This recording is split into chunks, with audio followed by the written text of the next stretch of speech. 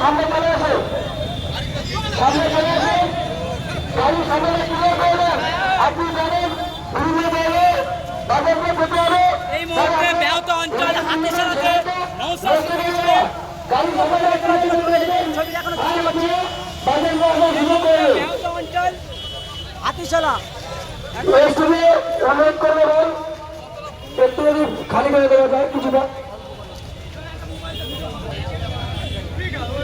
আপনারা রাস্তাটা ক্লিয়ার করে দিন, রাস্তাটা ক্লিয়ার। আমরা ভাইজানকে একটু একটু অ্যাডভাইসটা দেখে হবে।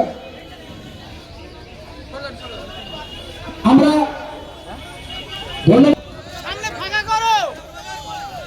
ধন্যবাদ বায়তা 2 নম্বর অঞ্চল কমিটি, যাদের উদ্যোগে আজকে এখানে পতাকা উত্তোলন আয়োজন করা হয়েছে। বসুন না, বসুন না, বসার জায়গা আছে, বসুন, আমি যাচ্ছি, বসুন। যাদের উদ্যোগে পতাকা উত্তোলনের ব্যবস্থা করা হয়েছে, সাথে সাথে সংবিধান সম্পর্কে সচেতন হওয়ার জন্য একটা সাংবিধানিক মূল্যবোধ ও মৌলিক কর্তব্য শীর্ষক নামে একটা বইও উপহার দেওয়া হবে এখানে, এবং বাচ্চাদের হাতে বই, পেন, খাতা আর উপহার সামগ্রী তুলে দেওয়ার ব্যবস্থা করা হয়েছে। আমি প্রথমেই এখানে যারা উপস্থিত হয়েছে এলাকার মানুষজন যারা আছেন তাদেরকে আমি সংগ্রামী অভিনন্দন জানাবো, 80তম স্বাধীনতা দিবসের শুভেচ্ছা জানাবো। আপনারা জানেন, আপনারা আমার পূর্বপুরুষেরা দীর্ঘদিন তথা 200 বছর ধরে ব্রিটিশদের বিরুদ্ধে লড়াই করে দেশকে স্বাধীন করেছে। লক্ষ্য উদ্দেশ্য ছিল কি? দেশের নাগরিক মাথা তুলে বাঁচবে, ব্রিটিশদের হাত থেকে মুক্তি পাবে। এই পরে বসার জায়গা আছে, বসুন, দাঁড়ান না, আপনারা বসুন, আপনারা বসুন। এদিক থেকে হাঁটা দেন ভাই, আমার আপনাদের এখান থেকে সরে যেতে হবে, অনেক জায়গা আছে ওখানে, অনেক জায়গা আছে। তাদের লক্ষ্য উদ্দেশ্যটা কি?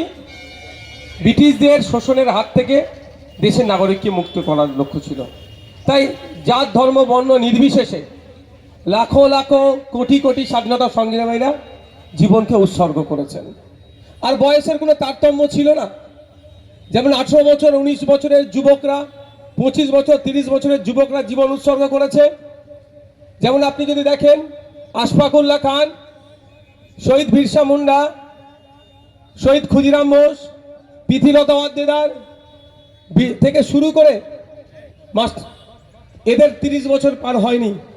আবার যদি দেখেন বার্ধক্যে যারা উপনীত হয়েছিল, আপনি মাতঙ্গিনী হাজরা দেশের জন্য জীবন দিয়েছে। তাই বিভিন্ন সমাজের, বিভিন্ন স্তরের, বিভিন্ন বয়সের স্বাধীনতা সংগ্রামীদের তারা আত্মত্যাগ, আত্মবলিদানের ফলে আমরা স্বাধীন দেশ পেয়েছি। কিন্তু এখন আমরা এসে আজকে 80 বছর উদযাপনে, আমরা 80তম উদযাপনে কি দেখছি? যে সংবিধানের বিভিন্ন ধারাকে পরিবর্তন করার চেষ্টা চলছে। কি দেখছি? দলিত হওয়ার অপরাধে পিটিয়ে মেরে দিচ্ছে। কি দেখছি? মুসলিম হওয়ার অপরাধে পিটিয়ে মারছে। কি দেখছি? আদিবাসীদের জমি জঙ্গলের অধিকার কেড়ে নিচ্ছে, ওবিসি সার্টিফিকেট কেড়ে নিচ্ছে, দলিতের অস্তিত্বকে বিপন্ন করছে। আজকে আমাদের নতুন করে ভাবতে হবে, আমাদের পূর্বপুরুষ বীরদের লড়াইকে আবার এগিয়ে নিয়ে যেতে হবে। আমাদের এগিয়ে আসতে হবে কাঁধে কাঁধ মিলিয়ে, জাত, ধর্ম, বর্ণের ঊর্ধ্বে গিয়ে যে দেশকে রক্ষা করব, সংবিধানকে রক্ষা করব। সর্বোপরি আজকে ভোটাধিকারদের যে অবস্থা হচ্ছে, 27 লক্ষ ভোটাররা যে জায়গায় আছে, যে দুশ্চিন্তার মধ্যে আছে, সেই দুশ্চিন্তা মুক্ত করার জন্য আপনাকে আমাকে এগিয়ে আসতে হবে। আপনারা জানেন, আমি বারবার বলেছি নয়, স্বরাজ্যের মানুষ বলে ভাঙর পথ দেখায়। হ্যাঁ, সত্যি ভাঙর পথ দেখায়। যখন আমাদের দেশ নায়ক, স্বাধীনতা সংগ্রামের উজ্জ্বল নক্ষত্র, প্রথম সারির যে সমস্ত স্বাধীনতা সংগ্রামীরা আছে, যাদের নাম নিলে, নাম নেওয়ার সাথে সাথে নেতাজি সুভাষচন্দ্র বোসের নাম না নিলে স্বাধীনতা সংগ্রাম অসম্পূর্ণ থেকে যাবে, সেই সুভাষচন্দ্র বসু সম্পর্কে কিভাবে কুৎসিত মন্তব্য করছিল। প্রশাসন শীত ঘুমে ঘুমাচ্ছিল, রাজ্য সরকার শীত ঘুমে ঘুমাচ্ছিল। যখনই ভাঙড়ের ভোটে আপনারা আমাকে জিতিয়ে বিধানসভার মধ্যে পাঠিয়েছেন, যেই নিন্দা প্রস্তাব আনলাম, তখন প্রশাসন, রাজ্য সরকার নড়ে চড়ে বসতে বাধ্য হলো। আমরা এই মঞ্চ থেকে আবেদন করব রাজ্য সরকারের কাছে, নেতাজি সুভাষচন্দ্র বোসকে নিয়ে যারা কুমন্তব্য করেছে, একটাও না ছাড় পায়, সে রাজ্যসভার এমপি হতে পারে, আর কোনো একজন সাধারণ নাগরিক হতে পারে। এমন দৃষ্টান্তমূলক শাস্তির ব্যবস্থা করবে রাজ্য সরকার, আগামী দিনে আমাদের কোনো স্বাধীনতা সংগ্রামী সম্পর্কে বাজে মন্তব্য করার আগে ভাববে, এটা আমরা আশা করব। তার দেখুন, যতই আমি দেখছিলাম আমাদের কলকাতা আলিপুরে একটা হাত ভেঙে দিয়েছে, মূর্তি নিয়ে হাত ভেঙে দিয়েছে বা তার সম্পর্কে বাজে কথা বলছে। আচ্ছা, নেতাজি সম্পর্কে কেউ কটু কথা বললে নেতাজির ভালোবাসা আমাদের দিল থেকে চলে যাবে কি? কমে যাবে? কিন্তু যারা এই বাজে মন্তব্য করছে তাদের মুখকে বন্ধ করতে হবে। এটা দায়িত্ব কার? সরকার পক্ষে। তো সরকারের কাছে আমি আশা করবো দৃষ্টান্তমূলক শাস্তির ব্যবস্থা করুন। আজকে এখানে দাঁড়িয়ে আমি বক্তব্য দীর্ঘায়িত করবো না, অলরেডি আমি লেটেই চলছি, মানে সব জায়গায় একটু একটু করে দেরি হতে হতে এই অবস্থা হয়ে যাচ্ছে। আমি আপনাদের একটা অনুরোধ করব, আমরা ফান্ডামেন্টাল রাইটসের কথা বলি, মৌলিক অধিকারের কথা বারবার চিৎকার করি। আমার মৌলিক অধিকার এটা এটা এটা আমি পাবো, তাই না? আমি ক্ষুধার্ত, আমাকে খাদ্য দাও, আমার মাথার উপর ছাদ নাই, ছাদের ব্যবস্থা করো, স্কুলে যাব, পড়ার ব্যবস্থা করো, এই কথা বারবার বলি তো আমরা। কিন্তু দেশের প্রতিও তো আমাদেরকে দিতে হবে কিছু। দেশ আমাদের কাছ থেকে কি চাইছে? ফান্ডামেন্টাল ডিউটি চাইছে। সংবিধানের 51 ধারায় আমাদের ডিউটি, আমাদের কর্তব্যগুলো উল্লেখ করা আছে। তাই আজকে এই স্বাধীনতা দিবস প্রাক্কালে দাঁড়িয়ে আপনাদের বলবো, আচ্ছা, এখানে যারা আমরা দাঁড়িয়ে আছি বিভিন্ন পেশার সাথে যুক্ত, কিন্তু একটা জায়গায় আমরা সহমত, দেশ কিভাবে এগিয়ে যাবে, তাই তো ভাই? কে হিন্দু, কে মুসলমান, কে তৃণমূল, কে বিজেপি, কে সিপিএম, কে কংগ্রেস, কে আইএসএফ, আমরা হয়তো ভাগ আছি, কিন্তু একটা জায়গায় সবাই আমরা একমত হব, দেশকে কিভাবে এগিয়ে নিয়ে যেতে হবে। এখানে কি আমরা দ্বিমত পোষণ করব না। তাহলে একটা কাজ করলেই দেশ এগিয়ে যাবে। আমি আপনি যদি দায়িত্বশীল হই, আমি আপনি যদি কর্তব্য পরায়ণ হয়, আমি আপনি যদি দায়িত্বশীল নাগরিক হতে পারি, তাহলে দেশ একদিন পৃথিবীর শ্রেষ্ঠ আসনে উপনীত হবে, পৃথিবীকে পরিচালনা করবে আমার ভারতবর্ষ। আজকে আমাদেরকে এখান থেকে শপথ নিতে হবে। আমাদের দেশে যে জিনিসটা আছে পৃথিবীর আর কোনো দেশে নাই, সেটা কি? যুবক। আমাদের ভারতবর্ষে প্রায় 65 কোটি যুবক আছে, আর যুবকরা কি না পারে বলুন? যুবকদের কাছে ইম্পসিবল বলে কিছু আছে? সব পসিবল করে দেবে এই যুবকরা। সেই যুবকদেরকে সঠিক দিশা আজকে দেখাতে আমরা পাচ্ছি না, এটা হচ্ছে আমাদের ব্যর্থতা। কাউকে ধর্মের নামে, কাউকে জাতের নামে, কাউকে বর্ণের নামে, তো কাউকে রাজনৈতিক কালার লাগিয়ে ভাগ করে রাখা হয়েছে। আমি আপনাদের কাছে অনুরোধ করব, আজকের এই পবিত্র দিনে আপনাকে আমাকে শপথ নিতে হবে। ধর্ম থাকবে, জাত থাকবে, বর্ণ থাকবে, রাজনৈতিক মতপার্থক্য থাকবে, কিন্তু সবার উপরে দেশ, আমাদের দেশের স্বার্থে আমরা ঐক্যবদ্ধ হয়ে লড়াই করব। কাউকে ধর্ম ছাড়তে বলছি না, কাউকে রাজনীতি ছাড়তে বলছি না। যার যেটা ধর্মে ভালো লাগবে প্র্যাকটিস করবে, যার যে রাজনৈতিক দল ভালো লাগবে করবে, কিন্তু দেশের স্বার্থে আমাদের ঐক্যবদ্ধ হতে হবে, এক হতে হবে দেশকে এগিয়ে নিয়ে যাওয়ার জন্য। আজকে আমাদের প্রত্যেককে শপথ নিতে হবে। রাজি আছেন তো নাকি? আমি আপনাদের বলবো, সঠিক পথে থাকবেন, কেউ আটকাতে পারবে না। আজ থেকে 1 বছর আগে এখানে প্রোগ্রাম করতে দিচ্ছিল না যারা, তারা আজকে ইতিহাসের পাতায় তারা ঠাঁই হয়ে গেছে। আমি এখানে বলার এটা বক্তব্য এটাই, তারা ভুল পথে চলছিল বলে। আজকে আমি আছি, এরা আছে, যদি এরা ভুল পথে চলে, কালকেও এরা ইতিহাসের পাতায় ঠাঁই হয়ে যাবে, কেউ আর মুছবে না। যদি সঠিক পথে থাকি, তখন এখনো বুদ্ধবাবুর নাম হয়। সবাই বলে বুদ্ধবাবুর মতো ভদ্রলোক নাই, বলে না মুখ্যমন্ত্রী হিসাবে? বলে তো, তাহলে ভালো লোক বলেই নাম করে। তো আমি আপনাকে আচরণ যদি আমরা ভালো করতে পারি, যুগ যুগ ধরে নাম হবে। তাই অনুরোধ এটাই, মত পার্থক্য থাকবে। ওই দেখো বসে আছে, ওই দেখো উঠেছে, উঠে দাঁড়াও একবার। বুঝতে পারছো কে? ওকে বাঁচাতে গিয়ে আমার হাতে চোট খেয়েছিলাম, মনে আছে তো? আবার একসাথে জাল গাড়িতে দেখা হয়েছিল, এখানে ঝামেলা হয়েছিল না? ও বেচারি তখন তৃণমূল করতো, এখন তৃণমূল করলেও আমার রাগ নেই, যার যেটা ইচ্ছা করবে।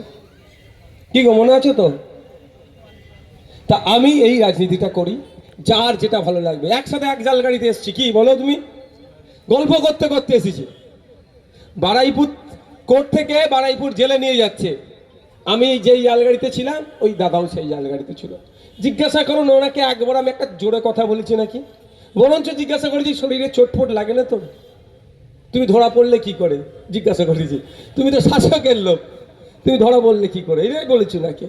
আমি অনুরোধ এটা আসলে মজা করে গেল বলছি বসো, যে যার যেটা ভালো লাগবে করুন না, কে বারণ করেছে? সংবিধান যখন আপনাকে অধিকার দিয়েছে, যে দল মত ধর্ম পালন করার স্বাধীনতা দিয়েছে, রাজনীতি করার স্বাধীনতা দিয়েছে, করুন না। কেন মারামারি হানাহানিতে জড়াবেন?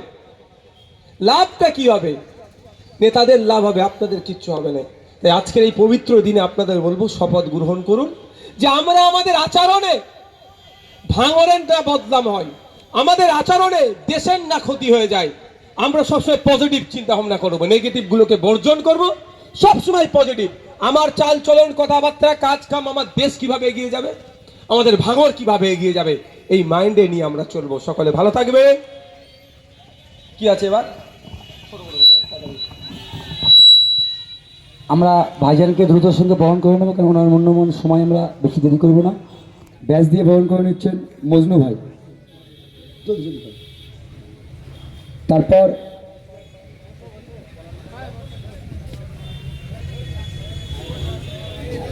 উত্তরী দিয়ে বরণ করে নেবেন দুজন,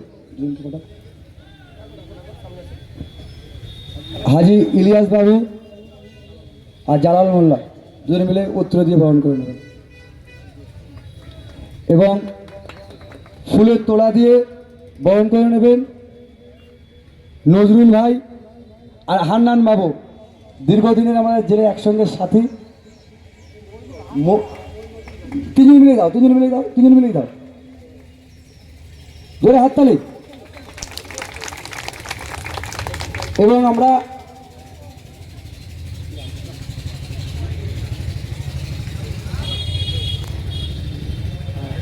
এটা মজনু ভাই আর রেজওয়ান সাপুই ভাইজানকে একটা টোপর পরিয়ে বরণ করে নেবেন, জোরে হাততালি। মকবুল ভাই ওপরে চলে এসো।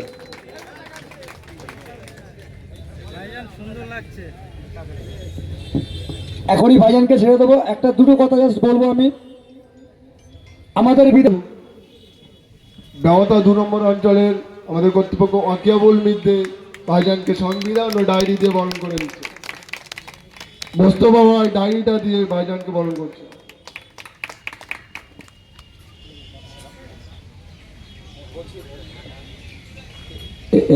এগুলো কাকে দেবে? আচ্ছা, যারা বাচ্চা নয় বয়স্ক কয়েকজন উঠে আসে, আপনারা আসুন, 2-4 জন আসুন। আজকে সংবিধান সম্পর্কে সচেতন হতে হবে। হ্যাঁ ঠিক আছে, সংবিধান সম্পর্কে সচেতন হতে হবে। লাইন কয়েকজনের হাতে আমি তুলে দেবো, বাকি বাচ্চাদের হাতে পেন খাতা এগুলো তুলে দেবে। এটা বাচ্চাদের নয়, জোরে হাততালি। যে এত সুন্দর একটা পরিবেশ ভাঙন নয়, সারা ভারতবর্ষ পশ্চিমবাংলা জুড়ে করতে চেয়েছেন নওশাদ সিদ্দিকী ভাইজান। আমরা পরে দিচ্ছি একটু।